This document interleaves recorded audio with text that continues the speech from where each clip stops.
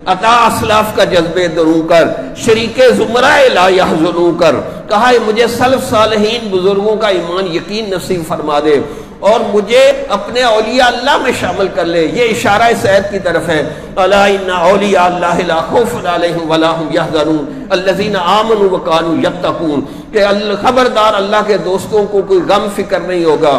بنتے کیسے ہیں؟ جو ایمان یقین بناتے ہیں اور تقوی اختیار کرتے ہیں، خوف و خشیت اختیار کرتے ہیں۔ تو اس نے کہا عطا اسلاف کا جذبے دروں کر، شریک زمرہ لا یحزنوں کر، خرد کی گتھیاں سلجھا چکا میں، میرے مولا مجھے صاحب جنوں کر۔ یا اللہ میں نے عقل بڑی لڑائی ہے، عقل کے ذریعے مجھے تیری محبت نہیں حاصل ہو سکی، یا اللہ مجھے اپنا عشق و جنون عطا فرما۔ اس لیے اس نے کہا علم کی حد سے پرے بندہ مومن کے لیے لذت شوق بھی ہے، نعمت دیدار بھی ہے، کہ جہاں علم کی سرحد ختم ہوتی ہے وہاں اللہ کی محبت اور نبی کی محبت کی سرحد شروع ہوتی ہے۔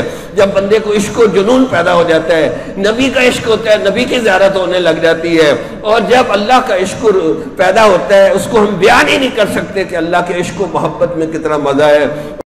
کس سے مانگے کہاں جائیں، کس سے کہیں